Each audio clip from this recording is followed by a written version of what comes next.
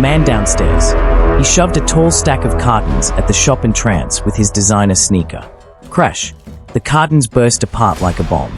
Soap bars scattered across the dusty ground, milk tins rolled and clanged, and a glass jar smashed with a violent crack. Sticky liquid spread in the sun as the smell of honey, dust, and diesel filled the air. In that moment, every insult, every sleepless night, every humiliation inside Chukwuka snapped. His vision went red. He lunged forward and his palm sliced through the air. 14 years. 14 years of stretching little into enough. Every insult, every sleepless night, it all snapped. His dark glasses flew off. His head snapped sideways with whiplash force. For one frozen second, the entire compound held its breath. Then chaos erupted. A collective gasp rose from every corner. Ah! Women dropped their buckets. Children froze mid-play.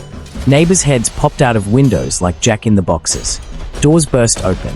Even the loud high-life music blasting from the upstairs apartment cut off abruptly, leaving only the ringing echo of that slap hanging in the air. Abuka staggered back, one hand flying to his reddening cheek in pure disbelief. His eyes widened. For a heartbeat, pure shock registered on his face, the spoiled boy who had never been touched in his life. The phone was still recording, still live. Turning the camera to himself, cheeks swelling, he spoke coldly. You all saw that! This old man assaulted me on camera! Police! Police, oh! This is Oga Chukwuka, the businessman that never sleeps. He had lived in that compound for 14 hard years, 14 years of stretching little into enough. The kind of father who woke before sunrise, boiled water in silence, and smiled at his children before life had the chance to frown at him. A widower with two lovely daughters who were the only softness left in his world. One in secondary school. One still small enough to laugh when he braided her hair badly, and she looked into a cracked mirror and groaned. Daddy! This is not straight! I am an artist, my dear, not a hairdresser. But Daddy, it's so messy! It's perfect, my artist, he said. The girls burst into laughter. Then he knelt to polish their shoes whose soles were separating. All right, let's make these shine. Good luck, Daddy. They need it! This sole is peeling. Oh no! Don't worry, we'll fix it. Wow, it shines! Thank you, Daddy. And hearing them laugh, that was breakfast enough for him. His shop sat at the compound entrance, small but stubborn. Rice, soap, biscuits, sachet milk, etc. in one proud corner. Beautiful fascinators of lace, feathers, and beads for weddings, church, and women who still wanted to feel elegant.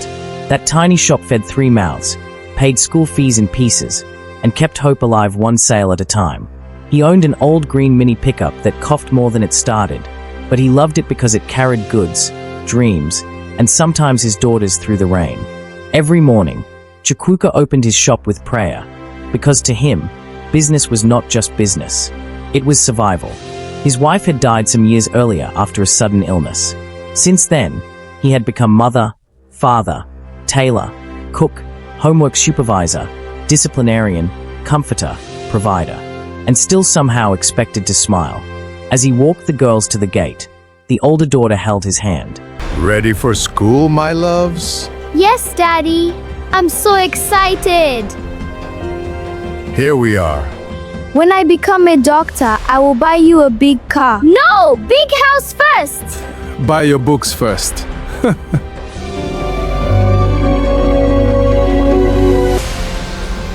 They kissed his cheeks and ran toward the road.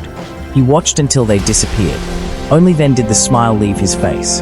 He turned back toward the compound, toward work, toward worry, toward another day of pretending strength costs nothing. Then he heard it. A smooth engine outside the gate. Too polished, too expensive, too confident. The compound seemed to hold its breath watching. Who had just arrived? And why did the morning suddenly feel unsafe? Hello guys, I hope what steps out of that red Mercedes wouldn't poison everything he loved. Before I go any further, I need you to pause for just a second. If your heart is already racing like mine, hit that like button, subscribe to OYM's African Tales Stories, and turn on your notification bell. Because what's coming next? It's not just shocking, it's unbelievable. And trust me, you don't want to miss this part. The man upstairs. The gate opened slowly. A red Mercedes-Benz glided in like fresh blood, like it was entering a movie scene. Its paint flashed in the early light. Its tinted windows hid everything inside. Golden sticker screaming money is like rain, and it will keep falling. Even the engine sounded arrogant, low, calm, expensive. Neighbors began peeking through curtains immediately. Then the driver's door opened. Ibuka stepped out. 20-something. Designer slippers. Gold chain. Dark glasses before sunrise. Phone already raised. Front camera on. He spoke into it while walking. My people just touched down at the new crib. More blessings loading. Park 'em for front. Watch this.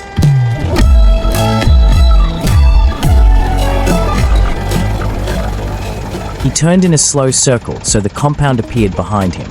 Two boys followed carrying suitcases. One metallic, one black leather, one heavy enough to require both hands. They said nothing. They only obeyed.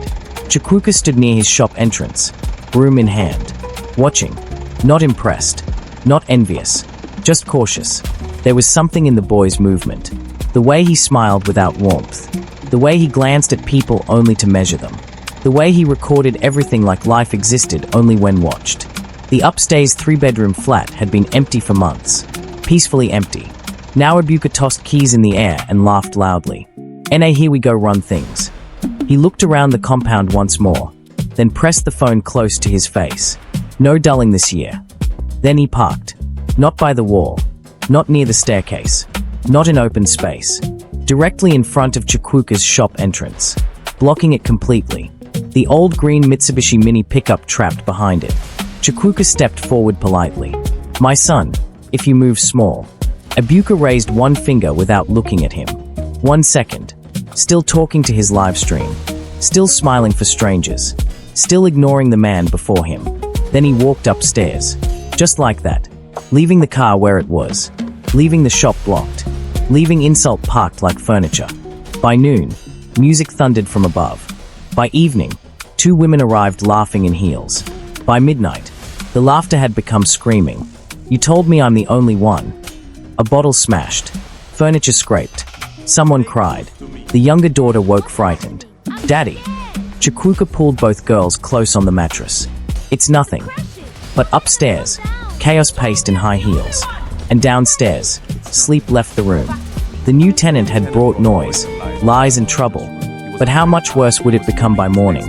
And does he know the new boy upstairs wasn't just rude? He was a predator filming his next meal. The red Mercedes was there again at dawn, looking like something draped in blood, with its gold sticker flashing. Money is like rain, and it will keep falling. Blocking the shop, blocking the truck, blocking customers before they even arrived. Chukwuka stood staring at it with a flask of hot water in one hand.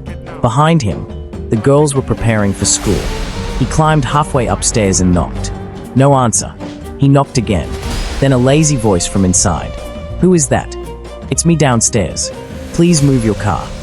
A pause. Then laughter from inside. Female laughter. Male laughter. Then Ibuka's voice. "Relax, old soldier. I day come." He came 31 minutes later. Yawning. Shirtless. Phone in hand. A woman behind him wearing only one of his shirts. He opened the car, entered, reversed 3 feet, then stopped beside Chukwuka. "CN, don't rush successful people in the morning." Then he drove off. The girls had heard everything. The younger one asked softly, "Daddy, why he talks to you like that?" Chukwuka adjusted her bag. "Because nobody has corrected him yet." He smiled, but inside, something tightened. Days became pattern. Every morning the same. Block. Delay. Mockery. Lost sales. Customers turning away. Heat rising. Humiliation soaking into his clothes like sweat. He wrote polite notes and tucked them beneath the wiper. They disappeared. Nothing changed. One afternoon, while Chukwuka helped his older daughter with mathematics homework, a scream erupted upstairs. Then another. Then footsteps pounding down the staircase. A young woman rushed outside barefoot, mascara running. Behind her came another woman hurling insults. "You this thief. He told me you are cousin." Cousin, you must be kidding. He promised me Dubai trip. Neighbors poured outside. Phones recording. Ebuka appeared at the balcony shirtless. Ladies, please. We are all mature here. The compound exploded with laughter. The older daughter closed her book. Daddy, why does everybody laugh when bad things happen? He looked at her for a long moment, then answered quietly, because many people don't know pain until it enters their own house. But pain was already climbing the staircase, and soon it would come downstairs too. But what Oga Chukwuka didn't know was that every frustrated knock was being turned into content, and the whole country was already laughing. Some are private, some are public, and some travel faster than light. Oga Chukwuka did not know that while he struggled each morning, thousands of strangers were laughing at him. Not neighbors, not people who knew his daughter's names, not people who had ever missed sleep to pay school fees. Strangers, 84,000 of them. Ebuka was more than a noisy tenant. He was an online personality, a content creator, a manipulator of angles, captions, timing, outrage. His phone was not a device. It was a weapon polished daily. Every inconvenience became material. Every argument became entertainment. Every human being became footage. That afternoon, one customer entered the shop laughing so hard he nearly bent double. Oga, come see this. He held out his phone. Chukwuka frowned and took it. The video began. There was dramatic music. Slow-motion footage of Ebuka walking to his car. Then frantic knocking led over the audio. Then text on screen. My downstairs neighbor thinks he owns the compound. Comments flooded beneath it. Old man is pressed. Barber land grab. Why he day cry every morning. Poverty mentality. 40,000 likes. Chukwuka scrolled once. Twice. Then stopped. His own face appeared in another clip. Captured from a hidden angle. Standing in his doorway. Tired. Sweaty. Confused. Caption. He has started writing love letters to my windscreen. Laughter emojis. Thousands. He handed the phone back carefully. Too carefully. As if it might explode. The customer's smile faded. Oga, you okay? Chukwuka pressed both palms onto the wooden counter. Looked at the shelves. The soap. The rice. The oil. The beads. The feathers. The life he had built. Then he spoke quietly. He made my suffering into comedy. The customer said nothing. Because what answer exists for that? That evening he cooked noodles for the girls. Pretended normal. Pretended appetite. Pretended not to hear neighbors whispering outside. Later, after they slept, he sat alone in darkness. Upstairs, Ebuka was live streaming. Some people hate progress. But we keep winning. Laughter erupted through the ceiling. Then gift alerts. Then music. Downstairs, Chukwuka covered his face with both hands. And for the first time since his wife died, he cried where no one could see. Do you know what happens when a proud man is mocked publicly, but must remain strong privately for his children? Stick with us to find out. Cruelty reaches children faster than adults realize.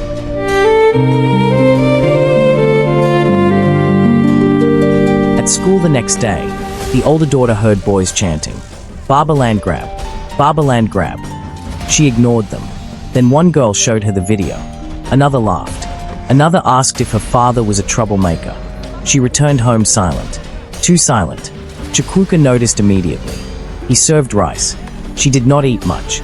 Later, while washing plates, she finally asked, Daddy, are people laughing at you?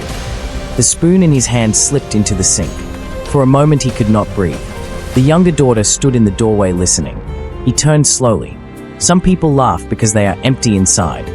Does it pain you? He wanted to lie. Couldn't. Yes. The older girl walked to him and hugged him tightly. Then the younger one joined. 3 bodies standing in a small kitchen. One man holding himself together with both arms. That night Chukwuka tucked them into bed and sat outside the flat alone. The compound smelled of damp concrete and generator smoke. Above him, music pounded again. Women laughed, then shouted. Then one voice screamed, Give me my money. Something crashed. Neighbors gathered. Phones out. Recording. Always recording. Chukwuka looked up at the lit balcony where shadows moved wildly behind curtains. Then down at his own hands. Hands that built. Hands that fed. Hands that endured. Slowly, quietly, his fingers curled into fists. The quiet man downstairs had reached his limit. But when he finally moved, who would suffer first? It was Akpan who found the next one. Akpan DG, 26. Close to Ibuka. Too close, some said. The kind of friend who edited captions, held cameras, laughed off screen, knew when to post and when to delete. He had seen enough to stop asking questions, but not enough to stop feeling uneasy. That evening he was scrolling when he froze. There on his screen, a thumbnail of Oga Chukwuka standing in his shop doorway. Eyes tired, shoulders low, caught in a moment of real pain. Across the image, bold yellow text screamed, "Life with my crazy land grabber neighbor." Akpan tapped it. 600,000 views. And rising. The video was longer this time. Crueler. Ibuka narrated every clip like a comedian. There was Chukwuka knocking upstairs. There was Chukwuka waiting beside the blocked shop. There was Chukwuka wiping sweat from his face. There was Chukwuka reading one of his own notes after it had been mocked. Every frame edited for ridicule. Every pause designed for laughter. Comment sections were rivers of poison. Somebody adopt this old man. Why he no hustle harder? Single father vibes. This one Don mad. Akpan's stomach turned. He called immediately. "Oga, please come to my room." Chukwuka arrived 20 minutes later. Still in work clothes. Still smelling faintly of dust, engine oil, and starch. He sat on the edge of the chair. Watched the full video without blinking. Not once. When it ended, silence swallowed the room. Akpan could hear the fan rotating overhead. Could hear people laughing outside.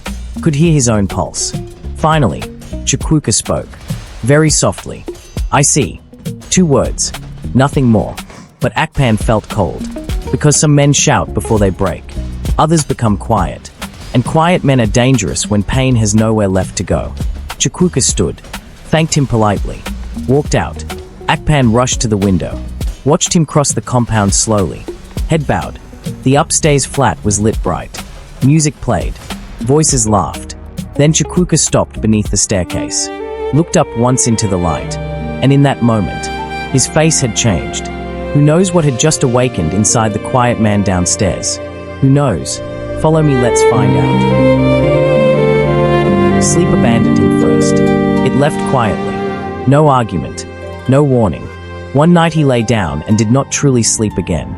Oga Chukwuka would stretch on his narrow mattress while the compound settled into darkness. Behind the thin partition, his daughters breathed softly in their sleep. He listened to them like a man guarding treasure. Then the voices would begin. Not real voices. Remembered ones. Comment sections replaying in his skull. Barber land grab. Poverty operation. Old man is bitter. Single father vibes. Words typed by strangers who would never smell the sweat on his shirt or count coins under candlelight. Yet they entered him anyway. That was the cruelty of it. A knife does not need permission to cut. A man can carry shame for only so long before it begins to show in places words cannot hide. For Oga Chukwuka, it first appeared in his eyes. They became red at the edges. Tired in the center. Heavy all the time. He still woke before dawn. Still boiled water. Still packed lunch for the girls in reused containers. Still tied ribbons. Still checked homework. Still smiled when they looked at him. But after they left each morning, the smile would fall away like a mask dropped backstage. He stopped eating breakfast. Then lunch. Then sometimes dinner too. He told the girls he had eaten at the shop. Another lie born from love. Orders for fascinators slowed because customers now came mostly to stare. Some entered pretending to buy soap, only to whisper, "That's him." Others smiled awkwardly and left. Even pity can humiliate when delivered badly. Upstairs, Ibuka's life only grew louder. More women. More cars visiting. More perfumes drifting down the staircase. More arguments. One woman slapped another in the corridor on a Saturday afternoon while neighbors filmed from doorways. "You said he's in church." "He told me he's in Abuja." Ibuka emerged shirtless, laughing. "Ladies, please, there is enough of me to go round." The compound roared. Downstairs, Chukwuka's younger daughter was doing spelling homework at the table. She looked up. "Daddy, why does uncle upstairs always make noise?" Chukwuka sharpened her pencil slowly. "Because some people fear silence." That night, after the girls slept, he sat alone in the dark shop. His wife's framed photo stood on a shelf near detergent. He stared at it. "I'm trying," he whispered. No answer came. Only music through the ceiling. Only laughter. Only the sound of a man being ridiculed while still expected to endure. How much longer could he keep carrying pain without dropping something important? It was Akpan who offered the first useful advice. Akpan DG. Young. Sharp-eyed. Too close to Ibuka's world to be innocent. Too decent to be fully rotten. He met Chukwuka outside one evening. Don't fight him online. The compound was warm, airless. Mosquitoes hovered in lazy circles. From upstairs came bass-heavy music that made the walls vibrate. Ibuka was hosting again. Always noise. Always witnesses. Always performance. Akpan leaned forward. Oga, don't fight him online. Chukwuka said nothing. If you shout, he posts it. Still silence. If you reply, he wins. Chukwuka stared ahead. If you insult him, he posts it. Still staring.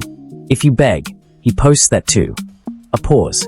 If you get angry, he will eat that anger like food. That got Chukwuka's attention. He turned slowly.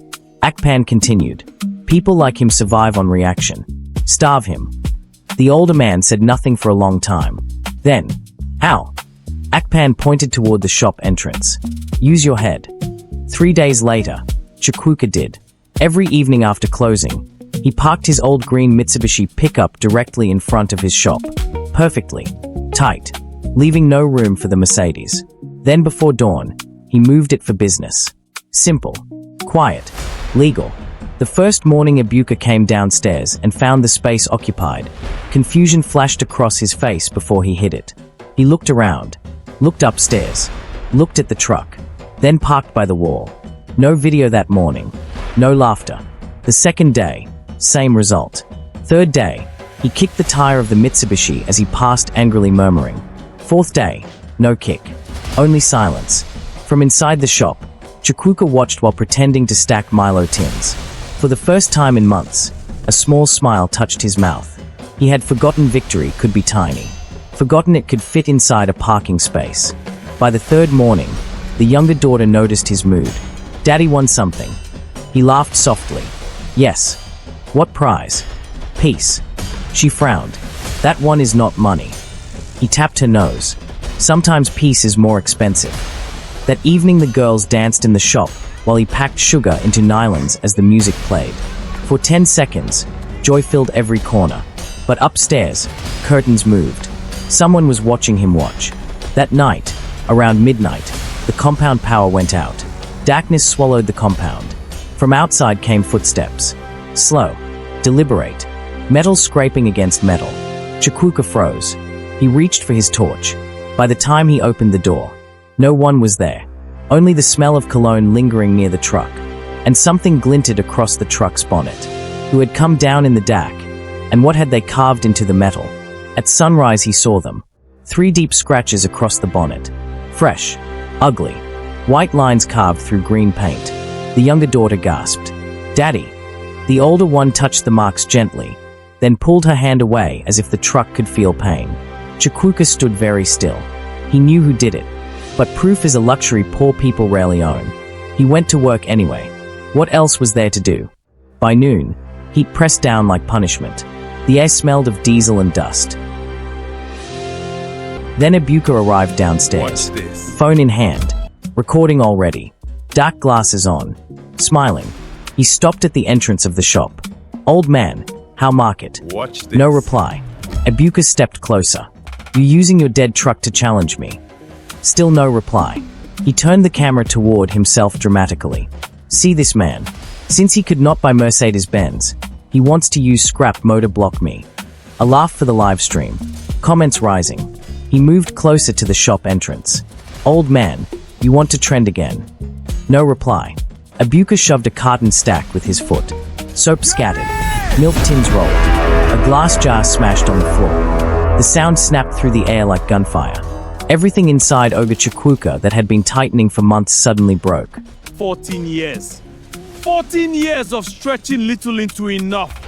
Every insult, every sleepless night, it all snapped. The slap came fast so loud. Open palm. Sharp. Clean. Ibuka's glasses flew sideways. The compound gasped as one body. Neighbors appeared in windows. Doors burst open. Even the music upstairs stopped. Ibuka held his cheek in disbelief. Then slowly, He smiled, because the phone was still recording. He turned it outward. You all saw that. He zoomed in on Chukwuka's face. You all saw assault. His voice became calm, cold, victorious. He stepped backward, already narrating. This man is dangerous. This man needs help. Chukwuka stood breathing hard, hands shaking. Too late. Within minutes, neighbors were whispering. Within hours, police arrived. By evening, Chukwuka sat in a station chair smelling sweat and rust while Ebuka laughed with officers outside. By night, Ebuka was free again. Money moves quickly where justice limps. Truth did not. But online, the video had already escaped. One slap had satisfied anger for a second, but what would it cost him by morning? The new video spread faster than the old ones. Violence sells. No one posted the weeks of provocation. No one posted the scratches. No one posted the smashed goods. Only the slap. Again. Again. Shade across TikTok, Facebook, WhatsApp groups, gossip blogs. Captioned differently each time. Bitter old man hates successful youth. Watch unprovoked attack. Jealousy is a disease. The comments became uglier. Arrest him. Jealousy is a disease. This old man needs rehab. But something unexpected happened. A few voices questioned the story. Why was he recording already? Where is the full video? No one slaps for nothing. Interview the old man. Small comments. Easy to miss. But truth often enters rooms quietly. Ebuka noticed. That night he went live. Ring light glowing.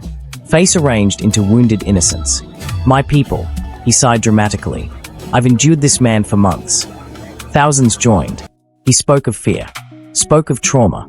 Spoke of respecting elders while weaponizing the language. Never once mentioned the parking. Never once mentioned the mockery. Never once mentioned the scratches. At school, the younger daughter came home with torn exercise book edges. What happened? She looked down. Some girls said daddy is criminal. The room went cold. The older daughter burst out. I fought them. You did what? They laughed at you. She began crying from anger more than sadness. Chukwuka pulled both girls close. No fighting in school. They insulted you. I know. Then why didn't you insult back? He held their shoulders and looked at them carefully. Because if I become like them, who will teach you better? They cried harder after that. Sometimes goodness sounds unbearable when you are hurting. That night he cooked jollof rice though money was tight. Added 2 small pieces of chicken, 1 each. None for himself. They noticed. The younger girl pushed hers toward him. Share. He broke it into 3. They ate in silence. Upstairs, women were screaming again. One voice shouted, "Return my transfer." Another, "You promised marriage." Then a slap. Then running footsteps. Then Ebuka's laughter. Downstairs, Chukwuka's face hardened. Rot was living above his children. How long can a father protect innocence when corruption is dripping through the ceiling? In the dark back room of his shop, Oga Chukwuka watched from his phone. Shutters down. Girls asleep. Battery low. Head aching. He watched strangers send sympathy gifts to the man who had hunted him for entertainment. Then he remembered his wife. Her voice. Firm. Clear. If you let lies speak first, truth enters as a guest. He sat very still. Then reached for an old phone charger. Plugged it in. Opened the camera app. The screen reflected his tired face. He hesitated only once. Then pressed record. Akpan held the phone. You sure, Oga? Yes. The camera began. My name is Chukwuka. No nickname.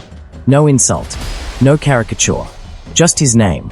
He spoke for 15 minutes. Slowly. Clearly. He explained the blocked mornings. The lost customers. The notes under the wiper. The ridicule.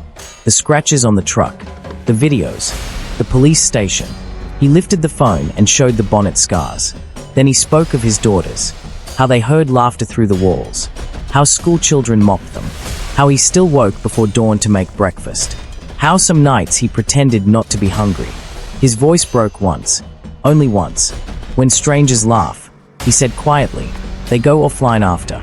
We still live here. Silence. Then, I slapped him. That was wrong. Another pause. But pain did not begin there. He ended the video. No tears. No begging. No curses. Akpan posted it for him. At 10:14 p.m.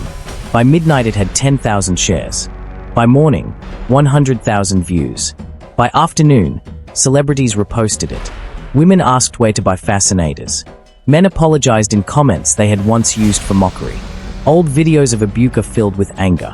Questions. Condemnation. The tide had turned. Upstairs, for the first time since moving in, there was no music, no laughter, no women, only footsteps pacing from one end of the flat to the other. Back and forth, like a trapped animal. When a man built on lies starts losing the crowd, what desperate thing does he do next? Can you guess what his next plan will be? Come with me, let's find out. The internet is cruel, but sometimes it gets bored with the villain it created. By the second day, Oga Chukwuka's video had spread beyond Suncity Lane. People watched him speak from the dim back room of his shop and recognized something rare online. Truth without decoration. No filters. No soundtrack. No begging for pity. Just a tired man explaining how humiliation works when repeated daily. Success returned quietly, like dignity often does. The next morning, customers arrived before he had fully opened the shop. One woman from the next street bought provisions she did not need just to support him. Another ordered 3 fascinators for church Thanksgiving. A young man paid for bread, then added extra money. For the girls, he said, and left quickly before thanks could embarrass him. By noon, orders were coming through WhatsApp. A woman in Abuja wanted 6 fascinators for a wedding. A choir leader in Enugu requested 12 matching pieces for Easter service. Someone in Port Harcourt sent money first and said, "Keep the change, sir." Akpan stood beside Chukwuka laughing in disbelief as notifications kept vibrating the table. The daughters danced around the shop to their father's music. As they moved around the shop glowing with pride, the younger one held the phone like treasure. "Daddy, you have followers now." The older one corrected her. "No, Daddy has respect now." Chukwuka laughed from somewhere deep in his chest, a sound so rare lately that even he paused to hear it. Not politely, not carefully, from the chest. That night they ate beans with fried plantain. Simple food, but it tasted like victory. Upstairs, however, something had changed. No music, no laughter, no perfume, only muffled shouting behind locked doors. At 11:48 p.m., a woman stormed downstairs dragging a suitcase. She was crying. "You used me." She kicked the gate twice before leaving. At 12:20 a.m., another woman arrived screaming into her phone. At 1:03 a.m., glass shattered upstairs. Then silence. Real silence. The kind that follows damage. Chukwuka lay awake listening. Not with satisfaction. With caution. Because some men become most dangerous when applause stops. Then came footsteps outside his shop. Slow. Unsteady. Stopping right at his door. The knob turned once. Then stopped. What had Ibuka come looking for in the middle of the night? And what was he capable of now that the world had turned on him?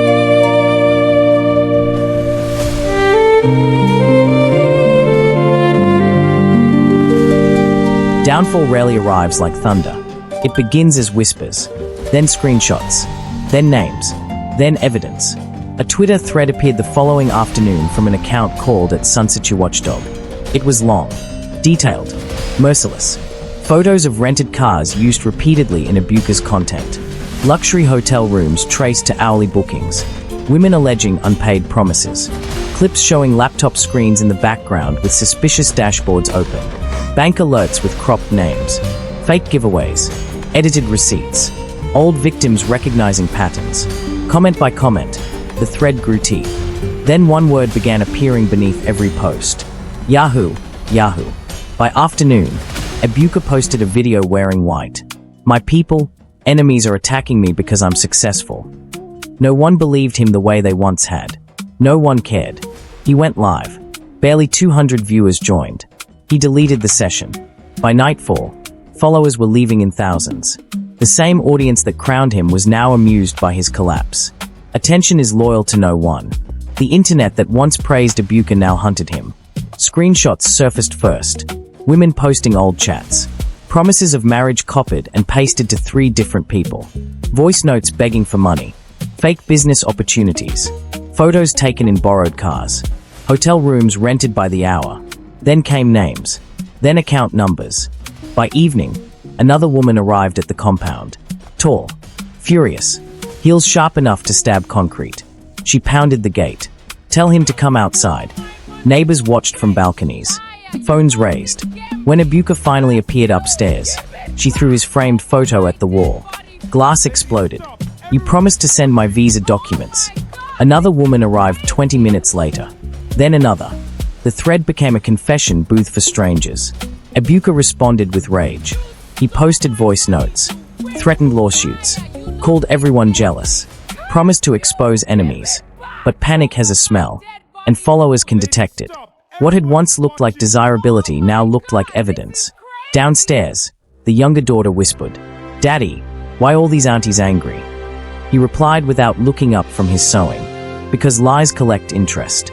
But panic has a smell, and followers can detect it. By evening, plainclothes officers were seen asking questions at the gate. By night, Akpan packed a small bag. Oga, men came asking of him. What men? Akpan lowered his voice. Not neighbors.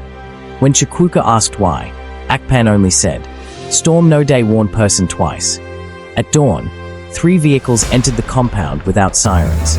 Doors opened. Men stepped out in plain clothes. No sirens. No noise. Only purpose. Calm. Focused. No wasted movement. Neighbors watched through curtains. Upstairs, someone began shouting. Then running. Then furniture crashing. Then one voice screamed, "Open this door." Then another. Then Ebuka shouting inside, "Hello champions. You see, when the hunters finally entered the flat upstairs, what hidden life were they about to expose?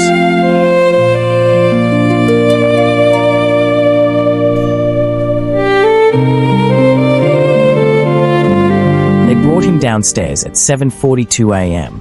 No sunglasses, no chain, no swagger. His t-shirt was inside out. His eyes were swollen with sleeplessness. Behind him, officers carried laptops, phones, SIM cards, and envelopes in clear evidence bags. One younger boy who used to follow him was crying openly, wailing.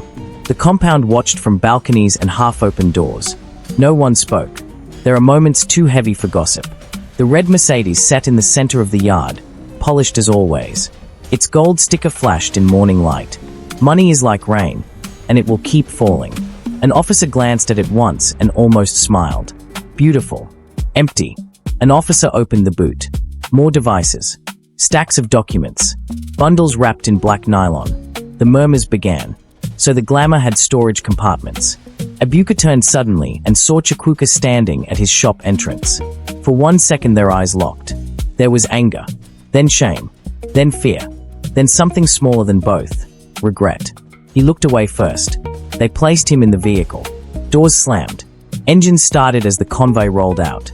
The Mercedes remained behind like a costume no actor returned to wear, and its golden sticker screaming, "Money is like rain, and it will keep falling," dripping blood that turns out to be its color. When the convoy left, Akpan sat on his bed for nearly an hour before walking downstairs.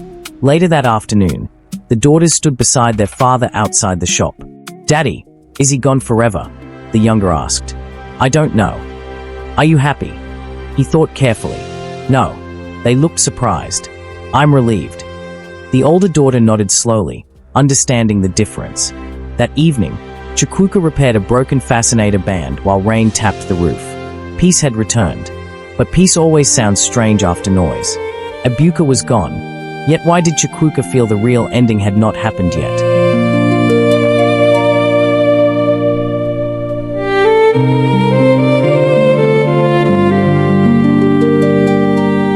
Weeks later, Ebuka returned. On bail. The car was gone. The followers were gone. The laughter was gone. No camera. No women. Even his walk had changed. He moved like a man carrying invisible luggage. He came through the gate carrying one nylon bag and wearing cheap sandals. Neighbors watched discreetly from windows. He climbed halfway upstairs, stopped, then turned and came down again. Straight to the shop. He knocked softly. Chukwuka opened.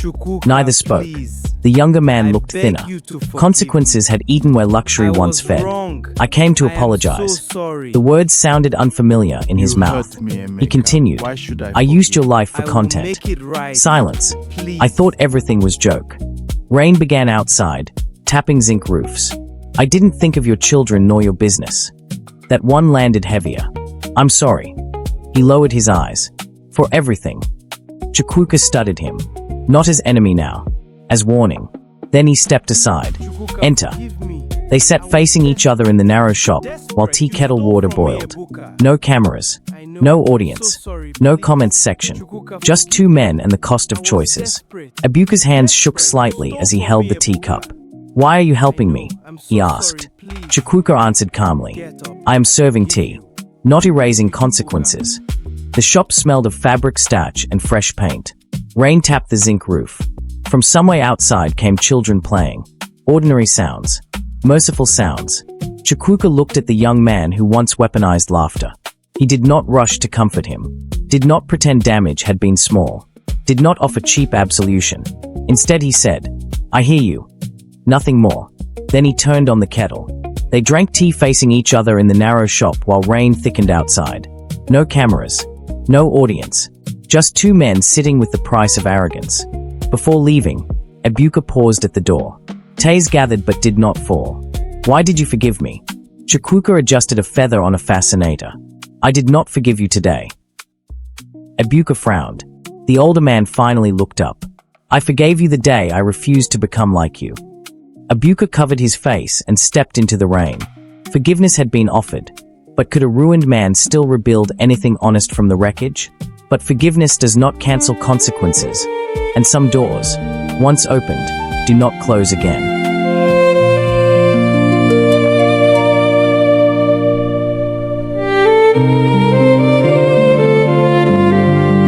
Months passed. The upstairs flat stayed empty.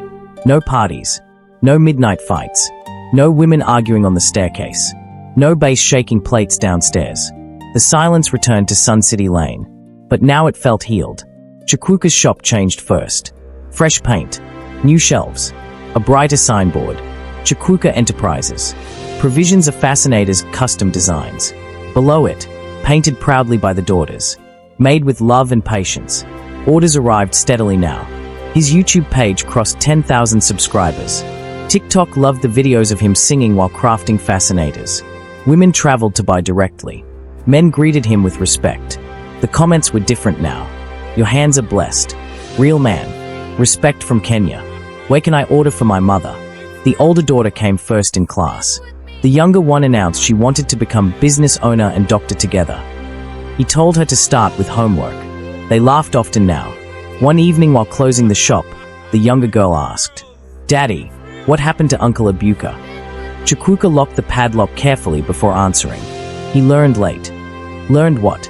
He looked up at the quiet balcony above them. That borrowed shine cannot outlast real light. She frowned, trying to understand. The older daughter smiled. She already did.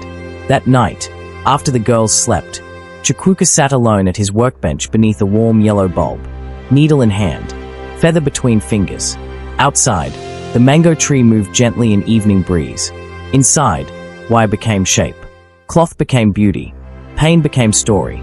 He smiled and kept working, because some victories are loud, but the deepest ones arrive softly and stay. Never turn another person's struggle into entertainment.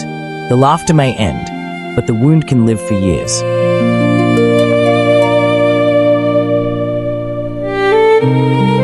Hello champions. Let's take a deep breath and look around our own life. How many times have we laughed at someone else's pain just because it was wrapped in a 15-second clip? How many times have we turned another human being into content, without remembering they have children, dreams, and a heart that bleeds too? If you were Oga Chukwuka, struggling daily, raising two daughters alone, and watching a stranger turn your suffering into comedy for likes, would you have endured with silence, or would you have snapped earlier? And more importantly, are you currently someone's content? Or are you the one creating content at the expense of someone else's dignity? Let us never turn another person's struggle into entertainment.